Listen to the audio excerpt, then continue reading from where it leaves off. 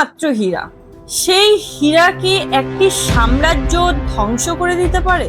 হীরা যে একটি পাথর, এ কথা আমাদের সকলেরই জানা। আর সেই পাথর একটা রাজার যুদ্ধের কারণ হতে পারে। সেই পাথরের জন্য হাজার হাজার মানুষ মারা যেতে পারে। আর শত শত বছর পরেও আজও চারটি দেশ সেটিকে নিজেদের বলে দাবি করে। তাহলে এবার আপনারাই ভাবুন, এটি কি শুধুই একটি হীরা, শুধুই এক টুকরো একটি পাথর যার জন্যে মানুষের মধ্যে এত দ্বন্দ্ব, নাকি সেটি ক্ষমতার একটি প্রতীক যার মালিকানা সকলেই পেতে চেয়েছিলেন, কিন্তু তাকে কেউ ধরে রাখতে পারেনি? আজকের গল্প সেই হীরাকে নিয়ে, যে হীরার নাম কোহিনূর। স্মৃতির সন্ধানে আমি স্মৃতি চলে এসেছি আপনাদের সাথে আরো একটি নতুন গল্প নিয়ে। কোহিনূর হীরা সম্পর্কে জানতে গেলে আমাদেরকে প্রথমেই জানতে হবে যে এই হীরার উৎপত্তি কোথা থেকে হয়েছিল, বা এই হীরাটি প্রথম কোথা থেকে পাওয়া গেছিল। তো চলুন আমরা সেটাই প্রথমে জেনে নিই যে এই হীরা কোথা থেকে পাওয়া গেছিল। তো চলুন আমরা বেশ কয়েক বছর আগে পিছিয়ে যাই। বর্তমানে যে জায়গাটি তেলেঙ্গানা স্টেটের ক্যাপিটাল হায়দ্রাবাদে অবস্থিত, সেই হায়দ্রাবাদের গোলকোন্ডা কেল্লার খনিতেই আবিষ্কার হয়েছিল এই অসাধারণ হীরার। ভারতের রাজারা এটিকে শুধুমাত্র তাদের ধনসম্পদ নয়, বরং তাদের মর্যাদা এবং সম্মানের প্রতীক হিসাবে মনে করতেন। কিন্তু ইতিহাস আমাদেরকে অন্য শিক্ষা দেয়। ইতিহাস আমাদের কি শিক্ষা দেয়? ইতিহাস আমাদেরকে এটাই শেখায় যে যখন কোনো সম্পদের মূল্য সীমাহীন হয়ে যায়, তখন সেটি আর সম্পদ থাকে না, সেটি তখন অভিশাপ হয়ে দাঁড়ায়। আর সেটিই হয়েছিল এই কোহিনূর হীরার সাথে। সেটি এক সময় অভিশাপ হয়ে দাঁড়িয়েছিল।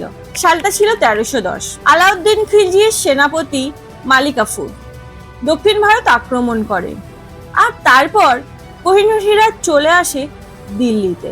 আর তারপর এক রাজবংশ থেকে আর এক রাজবংশ, কিন্তু কোহিনূর হীরা তার কিন্তু কোনো পরিবর্তন হয়নি।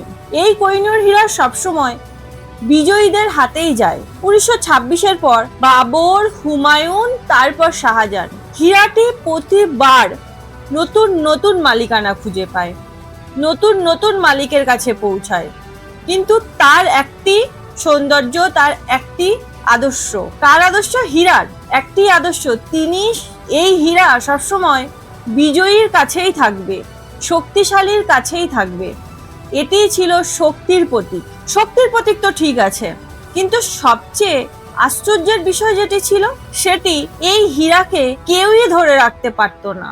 একের পর এক মহারাজের হাত বদল হতে হতে এই হীরাটি পৌঁছায় মহারাজ রঞ্জিত সিং এর কাছে। কিন্তু তার মৃত্যুর পর শিখ সাম্রাজ্য দুর্বল হয়ে পড়ে। 1849 সাল British east India company Punjab দখল করে। তারপর এক কিশোর রাজাকে বাধ্য করা হয় কোহিনূরকে ব্রিটিশদের হাতে তুলে দেবার জন্য। আর এরপর সমুদ্র পেরিয়ে সেই কোহিনূর পৌঁছে যায় ইংল্যান্ডে, যা আজও ব্রিটিশ রাজমুটুকের অংশ। আজও আমরা ব্রিটিশদের রাজমুটুকে এই কোহিনূর হীরাকে দেখতে পাই।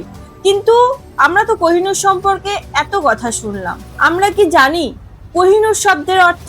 এই কোহিনূর শব্দের অর্থ আলোর পাহাড়। তো ছোট করে একটু বলে রাখি, কোহিনূর নামের জন্ম কিভাবে হলো। সালটা 1939। নাদির শাহ দিল্লি আক্রমণ করেন। তখন মুঘল সম্রাট নিজের পাগড়ির মধ্যে এই কোহিনূরকে লুকিয়ে রেখেছিলেন। আর এই পাগড়ি বদলের সময় যখন এই হীরাটি দেখা যায়, তখন নাদির শাহ বলেছিলেন, ওয়াও, ইয়ে কোহিনূর। সো তারপর থেকেই ইয়ে কোহিনূর এই শব্দটির অর্থ হলো আলোর পাহাড়। তো তারপর থেকেই এই হীরার নাম হয়ে গেল কোহিনূর। কি অদ্ভুত না, যে হীরার জন্য এত যুদ্ধ, এত বিশ্বাসঘাতকতা, এত রক্ত। সে নিজে কখনো কিছুই চায়নি, কিন্তু তাকে পাবার জন্য মানুষ কত কি না করেছে, কত কিছু হারিয়েছে।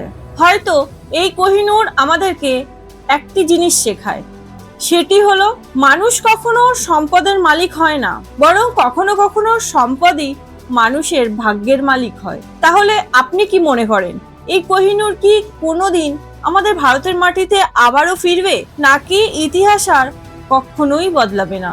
আপনি আপনার মতামতটি অবশ্যই কমেন্ট বক্সে জানাবেন। আর আমার এই ভিডিওটি যদি আপনার ভালো লাগে, অবশ্যই একটি লাইক করবেন। ততক্ষণে সকলে ভালো থাকবেন, সুস্থ থাকবেন। দেখা হচ্ছে আরো একটি নতুন ভিডিওতে।